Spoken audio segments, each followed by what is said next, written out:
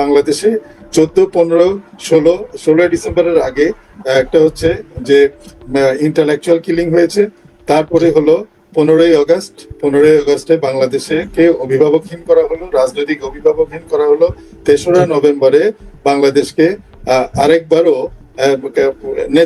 নেতাবিহীন করা হলো, অভিভাবকবিহীন করা হলো। এরপরে দেখেন কিন্তু তারা থেমে নেই।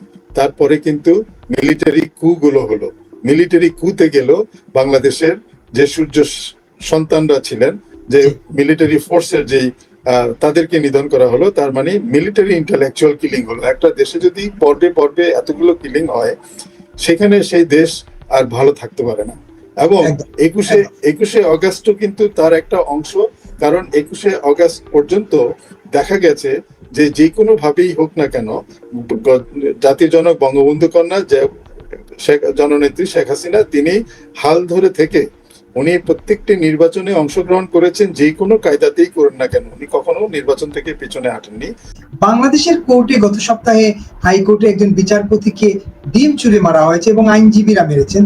এবং এদেরকে আপনি আইনজীবী বলবেন না অ্যাক্টিভিস্ট বলবেন আমি জানি না, কিন্তু বিচারপতি জেনারেল জিয়াউর রহমান, সাবেক রাষ্ট্রপতি জেনারেল জিয়াউর রহমান সম্পর্কে কোনো একটা মন্তব্য করেছিলেন কোনো একটা মামলায়। তো এইটা কেন করলেন তিনি? এই জন্য তাকে ডিম ছুঁড়ে মারা হয়েছিল এবং তাকে আদালত মানে এজলাস ছাড়তে বাধ্য করা হয়েছিল। আমি একটা জিনিস বাংলাদেশে 5ই আগস্টের পরের প্রেক্ষাপটে যে জিনিসগুলো আমরা দেখছি, সেখানে আমরা দেখছি যে এক দল, সে লয়ার হতে পারে, সে অ্যাক্টিভিস্ট হতে পারে, সে তারা একটা আচ্ছাদনের মধ্য থেকে যেভাবে বাংলাদেশের প্রশাসন এবং বিচার বিভাগ এবং বিভিন্ন জায়গায় এক ধরনের মব পরিচালিত অবস্থান পরিচালনা করেন, এটা বোঝা যায় যে তারা একটা দেশের যে স্বাধীন দেশ বাংলাদেশ এটাকে অস্বীকার করেন। যার জন্য ওনারা বিভিন্ন স্থাপনা, বিভিন্ন প্রশাসন এবং ইভেন কি এখন বিচার বিভাগেও তাদের যেই ধরনের আক্রমণ, এই আক্রমণটা এটা একটা দেশকে যদি স্বাধীন মানা হয়, দেশকে যদি শ্রদ্ধা করা হয়, তাহলে সে যেই হোক না কেন সে কাজটা করবে না। এবং বিচারকের দিকে ডিম ছুঁড়ে মেলা, তারপরে এটা তো কোর্ট কন্টেম্প্ট হয়ে গেল। তো এখন এটার মামলা কেন হবে না? এইটা তো আইনের শাসনের ক্ষেত্রে একটা বড় বাধা। এই যে বিচারকদের আক্রমণ করা, কোর্টের মধ্যে আসামিদের মারধর করা, বিচারকের সামনে আইনজীবীকে মারধর করা, এটা তো আইনের শাসন। এবং আমার প্রশ্ন হচ্ছে, এটা তো আইনের শাসনের ক্ষেত্রে একটা বড় অন্তরায় মনে হচ্ছে। আমি ফিজিক্যালি একটা কথা বলি, এই ক্ষেত্রে বাংলাদেশের প্রয়োজন প্রত্যেকটি কোর্টে জজ সাহেবদের সামনে বুলেট প্রুফ আয়না দেওয়া। আজকে ডিম এসেছে, কালকে জুতো আসতে পারে। কারণ একবার যখন শুরু হয়ে গেছে, এটা শেষ হবে না। এবং এই ধরনের ঘটনা বিশ্বের অনেক জায়গায়, অনেক বড় বড় দেশেও ঘটেছে কখনো কখনো। এবং সেটা মানে ঘটনাগুলো আবার পুনরায় ঘটছে বাংলাদেশে, ওইগুলোর দেখা দেখি। সেহেতু ওই সমস্ত দেশেও কিন্তু বিচারকদেরকে একটা গ্লাস ফ্রেমের ভিতরে বসানো হয় এবং সেখানে কোনো অ্যাক্সেস থাকে না কারো, এবং বিচারকরা সুরক্ষায় থাকে। এই ব্যবস্থাটা বাংলাদেশে অবশ্যই করা উচিত। বিচারক যদি অন্যায় করে সেটা বিচারকের দায়, কিন্তু কেউ বিচারককে ডিম ছুঁড়ে মেলবে, কালকে জুতা ছুঁড়ে মেলবে, এটা কোর্ট কন্টেম্প্ট। বিচারক কিন্তু কোর্টটা চালায়, কিন্তু কোর্টে বসে, কোর্টে আসন নেয়, এই ব্যক্তিটা পরিবর্তন হতে পারে। কিন্তু আপনি যে বেঞ্চটা দেখছেন, যেখানে বিচারকরা বসে, বিচারকের আসন, এটা কিন্তু পরিবর্তন হবে না। সেহেতু এই আসনের দিকে তাক করে যারা অশালীন ব্যবহার করে, অপমানিত করে, তাদের অবশ্যই সুমোটো, অন্য যে কোনো কোর্ট সুমোটো তাদের এগেইনস্টে এই কন্টেম্প্ট অফ কোর্ট মামলা করতে পারে। একদম শেষ করবো একটা প্রশ্ন দিয়ে, একদম ভিন্ন ট্র্যাকের বাইরেই, আমাদের আলোচনার বাইরেই। সেটা হচ্ছে বাংলাদেশে, এবং আপনি তো বাংলাদেশের নাগরিক হিসেবে বাংলাদেশ ভারতের সম্পর্কে এক ধরনের একটা চির ধরেছে। আমরা এটা নিয়ে গতকালকে একটা শুরু করেছিলাম, কিন্তু আজকে মানে গতকালকে সোমবারে পূর্ব নির্ধারিত কর্মসূচি ছিল পেট্রাপুলে বিজেপির পক্ষ থেকে শুভেন্দু অধিকারীর নেতৃত্বে পেট্রাপুল অবরোধ করা। সোমবারে আগরতলা সহকারী হাই কমিশন, বাংলাদেশ সহকারী হাই কমিশনে হামলা হয়েছে। এটা নিয়ে বাংলাদেশের পররাষ্ট্র মন্ত্রণালয় প্রতিবাদ জানিয়েছে এবং তীব্রভাবে বলছে যে এটা খুব পরিকল্পিত হামলা। আবার ভারতের পতাকা, প্রথম সূচনাটা হয়েছিল ভারতের পতাকা মারিয়ে, বাংলাদেশের বিভিন্ন বিশ্ববিদ্যালয় কলেজের ছাত্ররা পায়ের নিচে পতাকা, ভারতের পতাকা প্রদর্শিত করছিলেন। আজকে আবার এইসব ঘটনা ঘটলো, মানে সোমবারে, আজ রাতে আবার এর প্রতিবাদে আবার ছাত্র বিক্ষোভ হয়েছে ঢাকায়। সব মিলিয়ে আপনি আসলে এটাকে ছোট করে 2 মিনিটে যদি বলেন, সেটাকে কিভাবে দেখেন আসলে?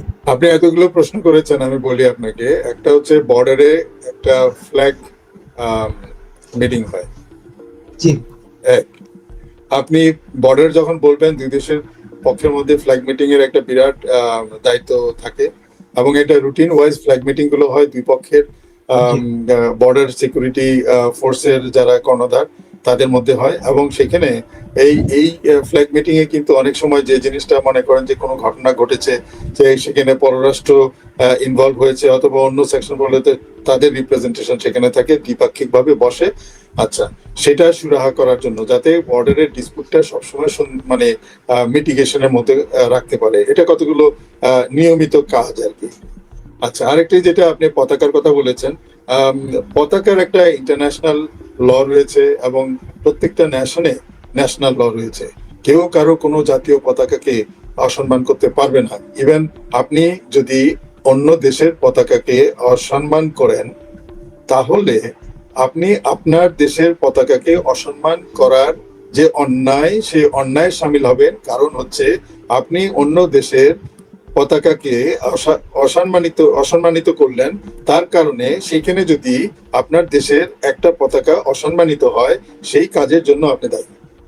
তাহলে এটা যদি একটা সঠিক বিচার ব্যবস্থা থাকে, বাংলাদেশে যদি সঠিক বিচার ব্যবস্থা থাকে, যেই বিচার ব্যবস্থা নিউট্রাল, মানে কোনো পক্ষপাতিত্ব না নিয়ে যদি কোনো সুমোটো মামলা করে এই জাতীয় পতাকাকে অশালীন ভাবে ব্যবহার করার জন্য এবং অসম্মান করার জন্য, এটা কিন্তু এক ধরনের ফেডারেল ক্রাইম। এটা এক ধরনের না, এটা ফেডারেল ক্রাইম। যে ক্রাইমের কারণে আপনার অনেক দেশে মৃত্যুদণ্ড পর্যন্ত থাকতে পারে, যাবজ্জীবন দণ্ড থাকতে পারে। প্রতিটা দেশের এই জাতীয় পতাকাকে সমুন্নত রাখার জন্য, এবং এই জাতীয় পতাকাকে নিয়ে আপনি আধা ঘন্টা কেন 1 ঘন্টা পর্যন্ত এটা শুধু কিভাবে মেনটেন করতে হবে সেটার একটা লেকচার দেওয়া হয়।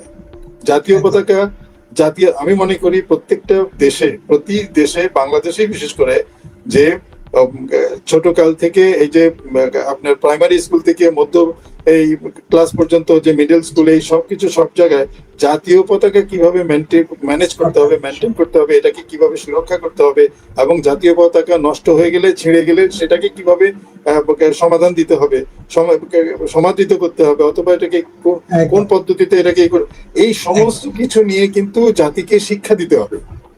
জাতীয় পতাকা কিন্তু চাইলেই একটা দেশের জাতীয় পতাকা নিয়ে আপনি হেলাফেলা করবেন, এটা পারেন।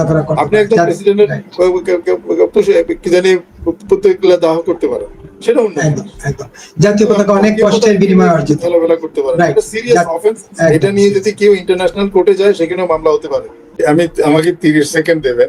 আমি 21শে অগাস্টটা কিন্তু একটি আইসোলেটেড কোনো ঘটনা নয়। এই ঘটনাটা অ্যাটাচ হচ্ছে সেই জায়গা থেকে যখন 71-এ বাংলাদেশ স্বাধীন হলো, এবং বঙ্গবন্ধুর উপরে যাদের পরাজিত শক্তি, তাদের একটা আক্রোশ ছিল, এবং ইস্ট পাকিস্তান, তদানীন্তন ইস্ট পাকিস্তান যখন বাংলাদেশ হলো, তখন পশ্চিম পাকিস্তান ইস্ট পাকিস্তান থেকে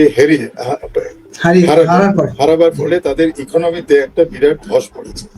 এবং ঠিক সেই সময় ব্যারিস্টার রফি রাজা নামে একজন ব্যারিস্টার, যে নাকি জুলফিকার আলী ভুট্টোর একজন অ্যাডভাইজার ছিলেন, তিনি বললেন যে দেখেন, যদি আপনি সেই ইস্ট পাকিস্তানের রসদের যে বেনিফিট গুলো, যে সুফলগুলো পশ্চিম পাকিস্তানে আনতে হয়, তাহলে বঙ্গবন্ধুকে শেষ করে দিতে হবে। সেই মূল মন্ত্রের কারণেই কিন্তু 75-এর ঘটনা ঘটেছে। এখন দেখেন, বাংলাদেশে 14, 15, 16 ডিসেম্বরের আগে একটা হচ্ছে যে ইন্টালেকচুয়াল কিলিং হয়েছে, তারপরে হলো 15ই আগস্টে বাংলাদেশে কে অভিভাবকহীন করা হলো, রাজনৈতিক অভিভাবকহীন করা হলো। 3রা নভেম্বরে বাংলাদেশকে আরেকবারও নেতাবিহীন করা হলো, অভিভাবকবিহীন করা হলো। এরপরে দেখেন কিন্তু তারা থেমে নেই। তারপরে কিন্তু মিলিটারি কু গুলো হলো। মিলিটারি কুতে গেল বাংলাদেশের যে সূর্য সন্তানরা ছিলেন, যে মিলিটারি ফোর্সের যেই তাদেরকে নিধন করা হলো। তার মানে মিলিটারি ইন্টেলেকচুয়াল কিলিং হলো। একটা দেশে যদি পর্বে পর্বে এতগুলো কিলিং হয়, সেখানে সেই দেশ আর ভালো থাকতে পারে না। এবং একদম, একুশে অগাস্টও কিন্তু তার একটা অংশ, কারণ 21শে অগাস্ট পর্যন্ত দেখা গেছে যে কোনো ভাবেই হোক না কেন, জাতির জনক বঙ্গবন্ধু কন্যা জননেত্রী শেখ হাসিনা তিনি হাল ধরে থেকে উনি প্রত্যেকটি নির্বাচনে অংশগ্রহণ করেছেন, যে কোনো কায়দাতেই করেন না কেন উনি কখনো নির্বাচন থেকে পিছনে হাঁটেননি। এবং সেটা করার পরে উনি যেহেতু 21 তারিখে যেই জনসভাটা করেছেন, ওটা একটা উল্লেখযোগ্য একটা জনসভা ছিল, এবং সেখানে তৎকালীন ফ্রিডম ফাইটার সহ সবাই মিলে আক্রমণ করে নিধন করার চেষ্টা করেছে। এটাও কিন্তু একটা মানে বিচ্ছিন্ন ঘটনা নয়। এই ঘটনাগুলো সব একটা প্ল্যানের মাধ্যমে সেহেতু এই ঘটনাটাকে এখন মানবতা বিরোধী অপরাধের আওতায় এনে নতুন করে মামলাটা করা যায়, যেভাবেই খারিজ হোক না কেন, কিন্তু মানবতা বিরোধী অপরাধ হিসেবে এই মামলাটা আসেনি কখনো। সেহেতু এটাকে পুরো কানেকশন দিয়ে যদি নিয়ে আসা হয়, তাহলে মানবতা বিরোধী অপরাধের মামলা হয়েছে। এবং আর বাকি বিষয়গুলো কিন্তু অলরেডি বলা হয়ে গেছে।